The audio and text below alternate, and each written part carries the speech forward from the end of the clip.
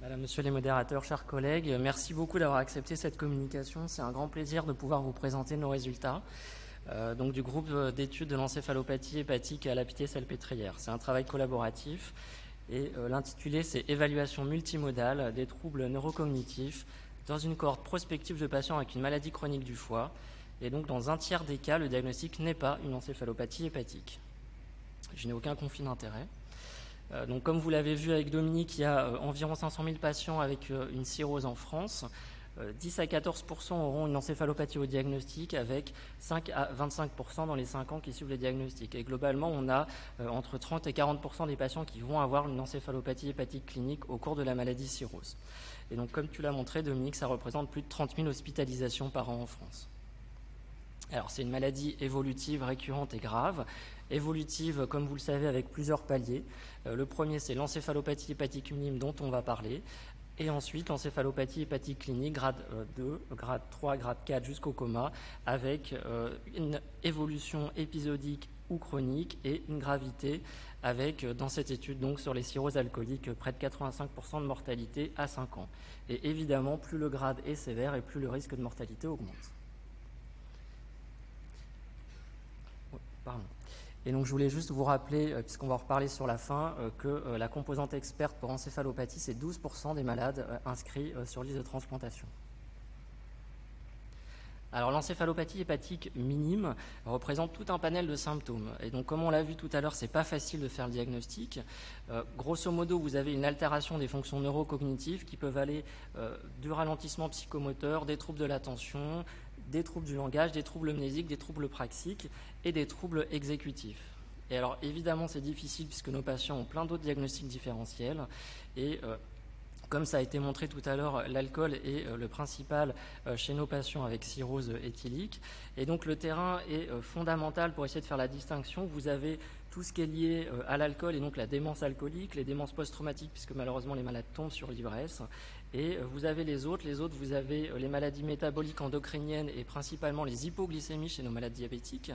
Vous avez les pathologies psychiatriques avec tous les troubles anxio-dépressifs, voire des troubles psychotiques, les causes médicamenteuses, les sevrages évidemment, les maladies neurodégénératives et vous verrez que ça pourrait avoir un impact, les atteintes vasculaires avec les leucopathies vasculaires, des méningoencéphalites infectieuses auto-immunes et le SAS et les troubles du sommeil spécifiques. L'encéphalopathie hépatique, elle a été montrée de façon assez fréquente dans une population cirrhotique, jusqu'à près de 80% des patients. Donc en fait, quand on la cherche, finalement, on trouve toujours des petits signes qui nous font dire qu'il y a peut-être une encéphalopathie hépatique. Le retentissement, il est important pour les patients, mais également pour les aidants, et donc il ne faut pas les oublier, avec une altération de la qualité de vie, des troubles de la conduite, voire des accidents. Donc, l'encéphalopathie minime a été montrée comme facteur de risque d'encéphalopathie clinique, comme facteur de risque de hospitalisation. Et à droite, c'est un travail qui montre une augmentation du risque d'hospitalisation sur les patients en rouge par rapport à ceux qui n'ont pas l'encéphalopathie en bleu, et un facteur de surrisque de mortalité et ou transplantation hépatique. Alors le diagnostic il est extrêmement difficile à faire, en tout cas de façon simple, et donc on a maintenant à notre disposition tout un panel, et donc vous pouvez utiliser plein de tests psychométriques, le test des animaux qu'on a vu tout à l'heure, le CFF. Alors pour ceux qui ne connaissent pas le CFF, c'est un espèce de casque, et donc l'idée est d'essayer d'apprécier la fréquence avec laquelle on voit un point lumineux. Et donc, évidemment, plus on est encéphalopathe et plus on a du mal à apprécier cette fréquence. Vous avez le dosage de l'ammoniémie et des choses plus classiques, l'EEG et l'IRM cérébral avec la spectroscopie. L'objectif de notre étude était de déterminer les causes des plaintes neurocognitives des patients qui nous ont été adressés pour une suspicion d'encéphalopathie hépatique minime dans notre hôpital de jour. Donc on a monté un hôpital de jour spécifique de l'encéphalopathie qu'on a appelé BLIPS. Pour ceux qui ne connaissent pas, c'est Brain Liver Pitié-Salpêtrière. Et le but de cet hôpital de jour est de regrouper sur une journée, vous verrez, toute une évaluation permettant de comprendre un petit peu ces troubles neurocognitifs. Les autres objectifs étaient d'évaluer les arguments pour le diagnostic d'encéphalopathie hépatique minime et évidemment d'évaluer les autres causes expliquant ces troubles neurocognitifs. Alors, c'est une cohorte prospective longitudinale de 2018 à 2021 et l'analyse est évidemment rétrospective et descriptive. Donc en hôpital de jour, les patients viennent, ils sont vus par un senior d'hépatologie, ils sont également vus par un senior de neurologie et ils sont vus de façon assez longue par un neuropsychologue qui va faire toute une batterie de tests psychométriques. Et donc c'est là où il faut avoir le temps, puisqu'en général ça prend, on va dire, entre 2 et 4 heures en fonction et du patient et des tests. Et donc vous avez tous les tests entre guillemets usuels, le PHES, le MoCA, le BREF, le test des animaux, etc. Ensuite, vous avez des choses beaucoup plus classiques, le dosage de l'ammoniémie, l'électroencéphalogramme et l'IRM cérébral avec la spectroscopie qu'on a à la Pitié. Et donc, une fois qu'on a toutes ces évaluations, on fait une RCP en réunion de synthèse et on regarde les arguments pour une encéphalopathie et ou pour les autres causes. Alors, les caractéristiques des patients, c'est de façon très classique une majorité d'hommes, un âge médian à 59 ans. Les causes des maladies chroniques du foie, 3/4 des patients avaient une cirrhose. À l'intérieur de la cirrhose, c'est évidemment notre population, donc une atteinte sur boissons alcoolisées et métabolique, des virus pour 14%, et 23% des patients ont une maladie vasculaire du foie. 70% des patients avaient un antécédent d'encéphalopathie hépatique, et parmi ces patients, 63% avaient déjà un traitement le jour de l'hôpital de jour. Les facteurs de risque d'atteinte neurologique des patients, le diabète 39%, l'obésité dans un tiers des cas, un TIPS déjà posé et ou recalibré pour 29%, la prise de psychotropes, donc c'est ce qu'on disait à l'instant, pour 24% des patients, un antécédent d'AVC ischémique 9%, une consommation active de boissons alcoolisées, donc ça rejoint ce que tu disais Alexandre, où en fait c'est pas facile lorsqu'on s'aperçoit finalement que le patient a toujours une consommation pour l'évaluer. Donc ça c'était 8%, et les antécédents de traumatisme crânien. Les résultats. 89% des patients rapportaient spontanément au moins une plainte neurocognitive. Et donc vous voyez tout de suite qu'en fait ils avaient plusieurs plaintes, évidemment. La majorité c'était des troubles du sommeil, 3/4 des patients, une altération de la mémoire pour 70%, des troubles de l'attention pour 70%, et de façon spontanée, un tiers des patients rapportaient eux-mêmes des troubles exécutifs pour faire les petites choses de la vie quotidienne. Pour les autres patients, finalement, c'était soit les aidants, soit les médecins qui nous adressaient avec, à la consultation, des signes neurocognitifs. Le diagnostic d'encéphalopathie hépatique minime, il a été posé pour 81 patients, donc pour 2/3 de la cohorte, et vous voyez que 34% des patients n'avaient pas d'argument pour une encéphalopathie hépatique minime. Et c'était très bien corrélé avec le dosage de l'ammoniémie. Alors maintenant, ce qui est peut-être plus intéressant, c'est les autres causes. Pour les patients chez qui on a posé le diagnostic d'encéphalopathie hépatique minime, 1/4 des patients n'avaient pas d'autre cause, et donc 3/4 des patients avaient au moins une autre cause. Et si vous regardez, 30% avaient plusieurs autres causes pouvant expliquer les troubles neurocognitifs. On avait les troubles anxio-dépressifs pour 38% des patients, des antécédents de lésions cérébrales traumatiques ischémiques 25% des patients, donc c'est quand même pas rien, et des troubles neurodégénératifs pour 10% des patients. Une toxicité de l'alcool, séquelles ou consommation active 10%. Et si on regarde les patients sans diagnostic d'encéphalopathie hépatique, donc pour 7 patients, finalement, on avait le jour de l'hôpital de jour pas d'argument pour des troubles neurocognitifs. Et pour les autres, on a une prédominance d'atteinte vasculaire pour la moitié des patients. Et après, on retrouve les troubles anxio-dépressifs, 1/3 des patients, des troubles psychiatriques avec une prédominance de schizophrènes, des antécédents de lésions cérébrales, pareil, un traumatique ischémique, des troubles neurodégénératifs, pareil pour 2 patients, et une toxicité de l'alcool. Et encore une fois, les causes pouvaient être mixtes, et là, c'était pour 20% des patients. Si on essaye d'aller un petit peu plus loin et de regarder les facteurs qui étaient associés au diagnostic d'encéphalopathie hépatique, finalement le TIPS en multivarié ne sortait plus, et le seul qui sortait, c'était l'obésité, avec une association qui restait indépendante.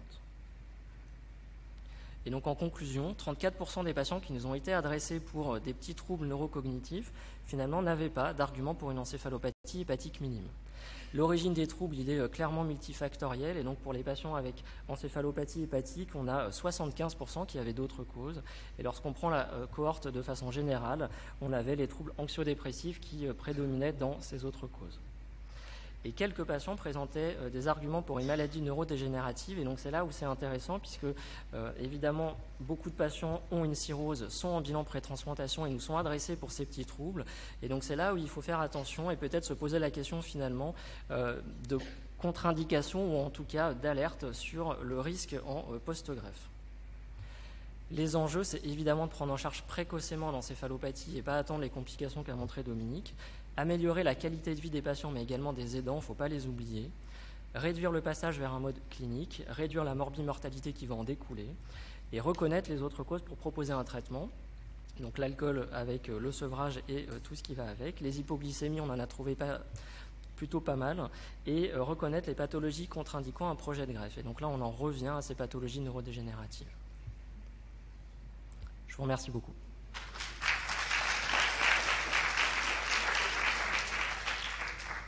Merci pour la présentation, très claire. La communication est ouverte à discussion. Philippe, merci. Alors, j'ai une question qui est peut-être un peu compliquée, mais dans la mesure où il n'y a pas forcément de diagnostic formel de cette encéphalopathie hépatique minime, qui est quand même un petit peu compliqué, est-ce que tu ne crois pas que faire en quelque sorte une équipe diagnostic miroir, alors je ne connais pas les modalités si tu veux, mais pour voir quelle est la reproductibilité de ce diagnostic entre les équipes, parce que vous avez finalement un outil clinique qui est absolument superbe avec les neurologues, les hépatologues. Est-ce que tu penses, dans ta pratique clinique, que 100% des diagnostics que vous avez étiquetés en encéphalopathie hépatique minime ou autre diagnostic seraient confirmés par une autre équipe de cliniciens? La réponse, elle est facile, c'est non. Après, j'ai plusieurs réponses. Je pense que c'est beaucoup plus simple pour les patients chez qui on n'a pas d'argument pour une encéphalopathie hépatique minime. Donc là, c'est sûr que si tu n'as pas d'argument à la spectroscopie, que l'ammoniémie elle est normale et que tu retrouves, je ne sais pas, une toxicité à l'alcool, un malade qui est psychotique, voilà, je pense que les autres vont également retrouver ça. Et pour les patients qui ont plusieurs arguments, on peut se dire que nous, ce qu'on fait, c'est on essaye de prendre le maximum de données disponibles. J'ai envie de dire peut-être que dans 2 ans, on va rajouter les ARN circulants qui vont rajouter autre chose. On peut essayer de trouver des tests psychométriques qui sont plus performants les uns que les autres. Donc, à la FEF, on a dit l'animal naming test parce que c'est simple à faire en consultation. Si vous avez tout suivi, notre neuropsychologue, il passe près de 3 heures au lit du malade. Donc, c'est sûr que je pense que ça serait effectivement très bien d'avoir une autre équipe qui regarde en parallèle ou à distance. Tu vois, on peut se dire comme ça, mais c'est pas si simple. Il faut beaucoup de temps, il faut pas mal d'expérience. Ça fait des années que Dominique a monté ce groupe d'études et tu vois, finalement, on arrive tardivement à avoir une espèce vraiment de feeling sur les malades. Et donc, c'est quelque chose qui va s'apprendre et ça va pas être facile à monter. Et après, vous verrez donc à l'ISHON une présentation sur les tests psychométriques en eux-mêmes, avec finalement la sensibilité, la spécificité et l'impact de chaque test, et finalement lequel est peut-être le mieux en fonction du malade. Et c'est peut-être à ce moment-là qu'on pourrait se dire, si vous voulez regarder, utilisez peut-être cela, et dites-nous si vous pensez chez vos malades qu'il y a un petit feeling d'encéphalopathie ou autre chose. On n'a plus beaucoup de temps, on va prendre une dernière question, Alors, question courte. Je vais faire court, Aurore Barbeau-Corbeil-Essonne. Chez ces patients, quand ils sont vraiment étiquetés en céphalopathie minime, on voit que c'est un impact majeur sur la qualité de vie. On n'a pas accès à la greffe pour eux.